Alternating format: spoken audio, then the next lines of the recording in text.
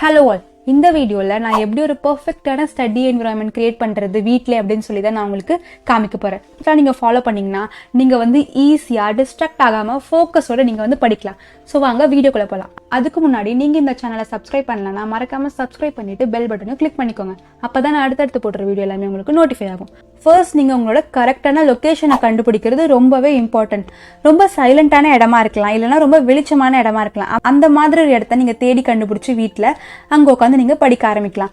Like வந்து வண்டி சத்தம் நிறைய வர மாதிரி ஒரு இடம்லாம் நீங்கள் வந்து உட்காந்து படிக்காதீங்க. அது உங்களுக்கு கண்டிப்பாக டிஸ்ட்ராக்ட் ஆகும். இந்த மாதிரி சைலண்டான இடத்துல நீங்கள் படிச்சிங்கன்னா நீங்கள் வந்து ஃபோக்கஸ்டாக ரொம்ப நேரம் படிக்கலாம். கண்டிப்பாக வீட்டில் சத்தமே வராத இடம்னு ஒன்று இருக்காது. ஸோ வந்து நீங்கள் கம்மி சத்தம் வர மாதிரி இடத்த நீங்கள் கண்டுபிடிச்சி படிக்க ஆரம்பிக்கலாம். செகண்ட் ஸ்டெப், நீங்க படிக்க போற இடம் உங்களுக்கு வந்து நல்லா வெளிச்சமா இருக்கணும். ஸோ நேச்சுரல் லைட், சன்லைட் படுற மாதிரி ஒரு இடத்துல வந்து நீங்க உட்காந்து படிக்க ஆரம்பிங்க. அதுக்குன்னு ரொம்ப வெளிச்சமா வர மாதிரி இடத்துல உட்காந்து படிக்காதீங்க. அது உங்களுக்கு டிஸ்ட்ராக்ட் ஆகும், உங்களோட கண்ணுக்கு வந்து அது ரொம்ப ஹார்ம்ஃபுல்லா இருக்கும். ஸோ ஐடியலா கரெக்டான லைட் இருக்க இடத்துல நீங்க உட்காந்து படிங்க. தேர்ட், உங்களோட ஸ்டடி செட்டப். நீங்க வந்து ஹை காஸ்ட் கொடுத்து செலவு பண்ணி ஒரு ஸ்டடி செட்டப் பண்ணணும்னு அவசியமே கிடையாது. உங்களுக்கு தேவையானதுலாம் ஒரு சின்ன டெஸ்க், அது கூட உங்களுக்கு வந்து தேவைன்னா மட்டும் நீங்க வந்து வாங்கிக்கலாம். ரொம்ப கம்மி காஸ்ட்ல இருக்கிறத பார்த்து நீங்க வந்து வாங்கிக்கலாம். நான் இந்த டெஸ்க் தான் என்னோட ஸ்கூல் டைம், காலேஜ் டைம், இப்போ ஒர்க் டைம் ஃபுல்லாக யூஸ் பண்ணிட்டு இருக்கேன். இதோட லிங்க்கை நான் வந்து டிஸ்கிரிப்ஷனில் தரேன். நீங்கள் வேணும்னா போய் செக் பண்ணி பார்த்துக்கோங்க. இந்த மாதிரி டெஸ்க் நீங்கள் யூஸ் பண்ணுறதுனால உங்களுக்கு வந்து கழுத்தில் வந்து ஸ்ட்ரெயின் இருக்காது. நெக் பெயினோ இல்லை கை வலி, கால் வலி, இந்த மாதிரி எந்த வலியும் வந்து உங்களுக்கு இருக்காது. நீங்கள் கீழே கம்ஃபர்டபுளாக உட்காந்து படிங்க. நான் வந்து என்ன அட்வைஸ் பண்ணுறேன்னா, மேலே உட்காந்து படிக்கிறத விட கீழே உட்காந்து வந்து படிங்க. கீழே உட்காந்து இந்த டெஸ்க் யூஸ் பண்ணி நீங்கள் படிச்சிங்கன்னா ரொம்ப கம்ஃபர்டபுளாக படிப்பீங்க. ரொம்ப நேரம் ஃபோக்கஸ்டாகி நீங்கள் படிப்பீங்க. ஏன்னா நான் எப்போவுமே வந்து இந்த டெஸ்க் யூஸ் பண்ணி கீழே உட்காந்து படிக்கிறப்போ நான் கண்டினியூஸாக நடுவில் பிரேக் எடுத்து நான் வந்து 3 hours படிப்பேன். ஸோ இது வந்து எனக்கு ரொம்ப ஹெல்ப்ஃபுல்லாக இருக்குது. நீங்களும் போய் செக் பண்ணி பார்த்துக்கோங்க.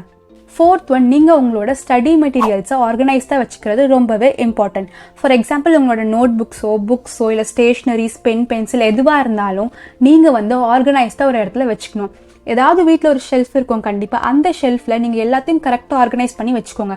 புக்ஸ் எல்லாம் ஒரு சைட், நோட்ஸ் எல்லாம் ஒரு சைட், ஸ்டேஷ்னரிஸ் எல்லாமே ஒரு சைட், இன்னும் வேறு என்ன இருக்கோ அதில் ஒரு சைட் வந்து நீங்கள் தனித்தனியாக பிரித்து வச்சுக்கோங்க. அப்போ தான் உங்களுக்கு போய் ஒரு நோட்டோ இல்லை புக்கோ தேடி எடுக்க ஈஸியாக இருக்கும். இப்போ நீங்கள் வந்து ஒரு புக்கை தேட போகிறீங்க, அந்த இடமே ரொம்ப கலைஞ்சி இருந்துச்சுன்னா உங்களுக்கு வந்து அந்த புக்கை தேடி கண்டுபிடிக்கணும், அதை எடுத்து படிக்கணுன்ற ஐடியாவே போயிடும். நீங்கள் வந்து படிக்க மாட்டீங்க, நீங்கள் வந்து டிஸ்ட்ராக்ட் ஆகிடுவீங்க. இந்த டிஸ்ட்ராக்ஷன் அவாய்ட் பண்ண தான் நான் வந்து உங்களை எல்லாத்தையும் ஆர்கனைஸ்டாக வச்சுக்க சொல்கிறேன்.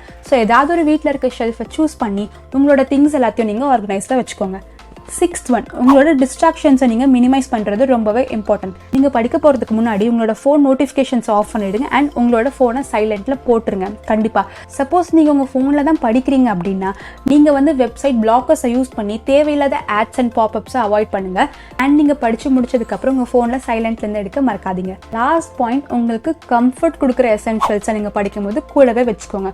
சில பேருக்கு வந்து இந்த பிளாங்கெட் ரொம்ப பிடிக்கும், சில பேருக்கு வந்து இந்த குஷன் ரொம்ப பிடிக்கும், சில பேருக்கு வந்து தண்ணி பக்கத்தில் வச்சு குடிச்சிக்கிட்டே இருந்தால் ரொம்ப பிடிக்கும், சில பேருக்கு வந்து ஸ்நாக்ஸ் வச்சுட்டு சாப்பிட்டுட்டே படித்தா ரொம்ப பிடிக்கும். எனக்கு எப்படின்னா, நான் வந்து ஒரு வாட்டர் பாட்டில் பக்கத்தில் இருந்தால் மட்டும்தான் என்னால் ரொம்ப நேரம் ஃபோக்கஸ்டாக படிக்க முடியும். ஏன்னா நான் கொஞ்சம் நேரம் படிக்க நான் தண்ணி குடிச்சிக்கிட்டே இருப்பேன். எனக்கு பாட்டிலில் வந்து தண்ணி கம்மி ஆயிடுச்சுன்னு தெரிஞ்சாலே எனக்கு வந்து ஃபோக்கஸ் குறைஞ்சிரும். நான் போய் உடனே இந்த பாட்டிலை ரீஃபில் பண்ணிட்டு தான் திருப்பி படிக்க ஆரம்பிப்பேன். இந்த மாதிரி நான் பண்ணுறப்போ நான் வந்து ரொம்ப நேரம் ஃபோக்கஸ்டாக படிப்பேன். ஸோ இந்த மாதிரி உங்களுக்கு ஏதாவது பிடிச்ச விஷயம் இருந்தால் அதை பக்கத்தில் எடுத்து வச்சுட்டு நீங்கள் படிங்க.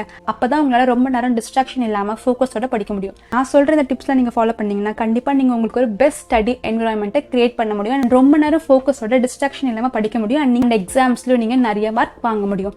இந்த டிப்ஸ் எல்லாம் ட்ரை பண்ணி பார்த்துட்டு உங்களுக்கு வந்து யூஸ்ஃபுல்லாக இருந்துச்சா இல்லையான்னு சொல்லி எனக்கு வந்து கமெண்ட்டில் சொல்லுங்கள். நான் வந்து நெக்ஸ்ட் வீடியோவில் இன்னொரு டாபிக்கோட உங்களை பார்க்குறேன். பாய்.